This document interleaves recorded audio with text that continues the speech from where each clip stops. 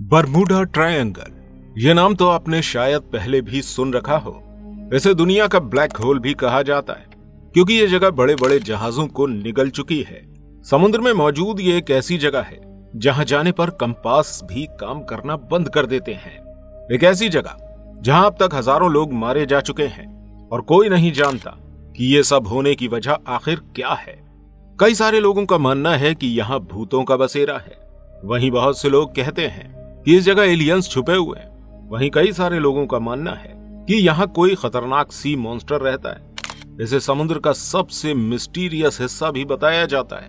दोस्तों, ये जगह दुनिया के दूसरे सबसे बड़े ओशियन यानी कि अटलांटिक ओशियन के वेस्टर्न पार्ट में मौजूद है। ये एक ऐसी जगह है जहां जाने के बाद शिप और एरोप्लेन बिल्कुल अजीब तरह का बिहेव करना शुरू कर देते हैं और इनका कांटेक्ट भी अपने ट्रैफिक कंट्रोल से टूट जाता है और फिर ये प्लेन और शिप ऐसे गायब हो जाते हैं कि इनका किसी को नामो निशान भी नहीं मिलता। दोस्तों, अभी तक ये खतरनाक जगह 150 से भी ज्यादा शिप्स और प्लेन को निगल चुकी है, जिसके बारे में आज तक कोई पता नहीं लगा पाया।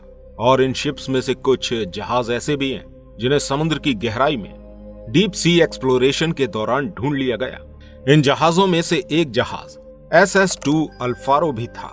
ये जहाज भी अपने सफर के दौरान अचानक से गायब हो गया था और काफी समय के बाद इस जहाज के मलबे को समुद्र में 4600 मीटर की गहराई में ढूंढ लिया गया था। सोचने वाली बात यह है कि आखिर इस जहाज के साथ ऐसा क्या हुआ था जो अचानक ये गायब हो गया और इसमें जो क्रू सफर कर रहा था वो आखिर शिप से कहां निकल गया। दोस्तों, इस ट्रायंगल ने 7 लाख स्क्वायर किलोमीटर से भी ज्यादा के हिस्से को घेर रखा है। इस जगह को हिस्ट्री में कई अलग अलग नामों से पुकारा गया। एक समय में इसे graveyard of the Atlantic ocean भी कहा जाता था। वहीं एक समय में ये सी ऑफ डोम के नाम से भी जाना जाता था। इसके अलावा इसे लोगों ने डेविल ट्रायंगल का नाम भी दिया था, लेकिन इसके बाद साल 1964 में इसका नाम द बरमूडा ट्रायंगल रख दिया गया। इस ट्रायंगल के बारे में साल 1945 में पता चला जब यूएस नेवी के फ्लाइट 19 के 5 टारपीडो बम्बर एयरक्राफ्ट अपने रूटीन ट्रेनिंग के दौरान अचानक से अपने रडार से गायब हो जाते हैं। दोस्तों, इस फ्लाइट में टोटल 14 क्रू मेंबर्स मौजूद थे। इन एयरक्राफ्ट्स के गायब होने के बाद 4 मरीन एयरक्राफ्ट्स को भी इन्हें ढूंढने के लिए भेजा गया और इन एयरक्राफ्ट में अब रेस्क्यू टीम के टोटल 13 मेंबर्स मौजूद थे। लेकिन ढूंढने जाने वाले ये एयरक्राफ्ट भी कुछ देर के बाद अचानक से गायब हो जाते हैं। दोस्तों, अब कुल 6 एयरक्राफ्ट और 27 क्रू मेंबर्स गायब होने के बाद एक बहुत बड़े सर्च ऑपरेशन की शुरुआत होती है। ये सर्च ऑपरेशन पूरे 96 घंटे तक चलता रहा। इतनी देर तक रिसर्च करने के बाद भी गायब होने वाले एयरक्राफ्ट और क्रू मेंबर्स का कुछ पता नहीं चल सका। अगर कुछ पता चला तो सिर्फ ये था कि ये एयरक्राफ्ट समुद्र के जिस हिस्से से गायब हुए थे वो जगह थी बरमूडा ट्रायंगल। दोस्तों, असल में बरमूडा ट्रायंगल की ये कहानी साल 1945 से शुरू नहीं हुई, बल्कि ये कहानी आज से लगभग 500 साल पुरानी है।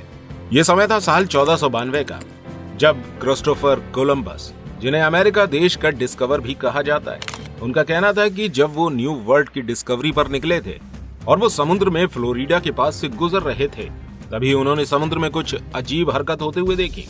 उन्होंने देखा कि आसमान से एक तेज रोशनी आई और समुद्र में जाकर समा गई और थोड़ी ही देर बाद उनके कंपास ने भी काम करना बंद कर दिया और कंपास बहुत ही अजीबोगरीब बिहेव करने लगा। दोस्तों, यही वो समय था जब बरमूडा ट्रायंगल की हिस्ट्री की शुरुआत हुई। इसके बाद साल 1918 में बरमूडा ट्रायंगल की हिस्ट्री का सबसे भयानक हादसा देखने को मिला। इस साल यूएस नेवी की सबसे बड़ी शिप 4 मार्च सन 1918 को यूनाइटेड स्टेट के बाल्टीमोर शहर से ब्राजील की तरफ रवाना होती है। इस जहाज में टोटल 306 पैसेंजर्स मौजूद थे। साथ ही साथ इस शिप में 11,000 टन मैग्नीज भी रखी हुई थी। अपने सफर के दौरान अचानक से ही ये शिप बेस स्टेशन से गायब हो जाता है। दोस्तों, इस शिप ने जो आखिरी मैसेज दिया था वो ये था कि आज मौसम बिल्कुल साफ है और सब कुछ बिल्कुल ठीक चल रहा है।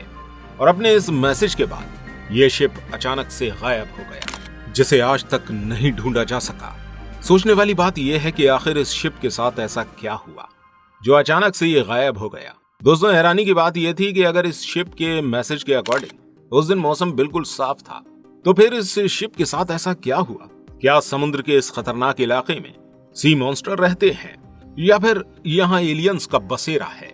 इसके अलावा साल 1881 में भी एलन मॉन्स्टन नाम की भी एक शिप जो कि लंदन से न्यूयॉर्क के लिए रवाना हुई थी, इस शिप को बर्मुडा ट्रायंगल से होकर गुजरना था। इस शिप को अचानक से एक अननोन शिप नजर आती है जो देखने में बिल्कुल ही नॉर्मल दिखाई पड़ रही थी, लेकिन दोस्तों असल में शिप के अंदर कोई इंसान मौजूद नहीं था। एलन ऑस्टिन शिप के कप्तान ने जब इस शिप के अंदर जाकर देखा तो ये शिप बिल्कुल सही हालत में थी और इसके अंदर सामान भी बिल्कुल ठीक ठाक रखा हुआ था। लेकिन सोचने वाली बात यह थी कि आखिर इस शिप को खाली छोड़कर इसमें मौजूद लोग कहां चले गए। दोस्तों समुद्र से मिलने वाली इस शिप को घोस्ट शिप के नाम से जाना जाता है, जो कि अब तक की समुद्र की सबसे बड़ी मिस्ट्रीज में से एक है। इस शिप को देखने के बाद एलन ऑस्टिन के कप्तान ने अपने शिप के क्रू मेंबर्स को दूसरे शिप पर भेज दिया ताकि वो अब इस शिप को भी अपने साथ ले जा सके। लेकिन थोड़ी ही देर में समुद्र में खतरनाक तूफान आ गया। इसके बाद ये शिप अचानक से गायब हो गई। थोड़ी देर बाद जब मौसम साफ हुआ तो कैप्टन ने एक बार फिर से उस शिप को ढूंढने का फैसला किया। थोड़ी देर बाद उन्होंने इस शिप को ढूंढ भी लिया और जब उन्होंने इस बार फिर से शिप के अंदर जाकर देखा तो इस जहाज का नजारा देखकर वो हैरान रह गए, क्योंकि ये शिप एक बार फिर से खाली पड़ी हुई थी और इसमें मौजूद क्रू मेंबर एक बार फिर से गायब हो गए थे। इसके अलावा 10 जुलाई साल 1945 को यूएस नेवी का PBM-3 marine plane 14 crew members को लेकर बर्मुडा ट्रायंगल के ऊपर अचानक से ही रडार से गायब हो जाता है और इस जहाज में मौजूद क्रू के साथ भी कुछ ऐसा ही होता है। इनके कंपास ने अचानक ही काम करना बंद कर दिया। इसके बाद ये लोग बर्मुडा ट्रायंगल में कहीं खो गए। दोस्तों जहाज को ढूंढने के लिए पूरे 10 दिन तक सर्च ऑपरेशन चलाया गया, लेकिन किसी को ना तो ये जहाज मिला और न ही इसमें मौजूद लोग मिले। इसके अलावा भी कई सारे एरोप्लेन और शिप्स इस जगह से गायब हो चुके हैं। सोचने वाली बात यह है कि आखिर इस बर्मुडा ट्रायंगल की हकीकत क्या है जो ये बड़े बड़े प्लेन्स और शिप्स को भी निगल जाता है। जैसे कि हमने आपको बताया कि कई सारे लोगों का मानना है कि इस बर्मुडा ट्रायंगल में या तो एलियंस रहते हैं या फिर यहाँ कोई सी मॉन्स्टर निवास करता है, लेकिन असल में दोस्तों ऐसा बिल्कुल भी नहीं है, क्योंकि काफी लंबे समय से रिसर्च करने के बाद वैज्ञानिकों ने बर्मुडा ट्रायंगल की मिस्ट्री को तकरीबन सुलझा दिया है। सैटेलाइट की मदद लेकर रिसर्च करने पर यह बात सामने आई कि इस समुद्र के हिस्से में दुनिया में सबसे ज्यादा हरिकेन्स तूफान अमेरिका के शहर फ्लोरिडा में ही आते हैं और ये वही एरिया है जो बर्मुडा ट्रायंगल में आता है। वैज्ञानिकों का कहना है कि जब बर्मुडा ट्रायंगल में ये तूफान आते हैं तो समुद्र के ऊपर हेक्सागन पैटर्न में क्लाउड बनने लगते हैं जो कि 80 किलोमीटर तक बड़े हो सकते हैं और इन क्लाउड्स के नीचे खतरनाक समुद्री हवाएं चलती रहती हैं जिनकी रफ्तार 250 किलोमीटर पर आवर हो सकती है। साथ ही समुद्र के इस हिस्से में बहुत ही भारी मात्रा में मीथेन गैस मौजूद है।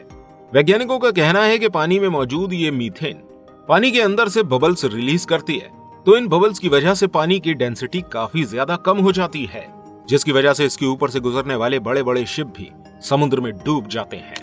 इसके अलावा वैज्ञानिकों का कहना यह भी है कि समुद्र के इस हिस्से में सबसे ज्यादा ट्रैफिक देखने को मिलता है, जिसकी वजह से भी यहाँ अक्सर हादसे होते रहते हैं। और कुछ वैज्ञानिकों का कहना है कि कुछ लोगों ने इस जगह को बिना बात के ही बदनाम कर रखा है। तो दोस्तों आपका क्या मानना है इस बारे में कमेंट करके जरूर बताइएगा। वीडियो पसंद आई हो तो इस वीडियो को लाइक और शेयर जरूर कीजिएगा और ऐसी और इंटरेस्टिंग वीडियोस देखने के लिए हमारे चैनल को सब्सक्राइब करना बिल्कुल मत भूलिएगा। मिलते हैं आपसे अगली वीडियो के साथ। धन्यवाद।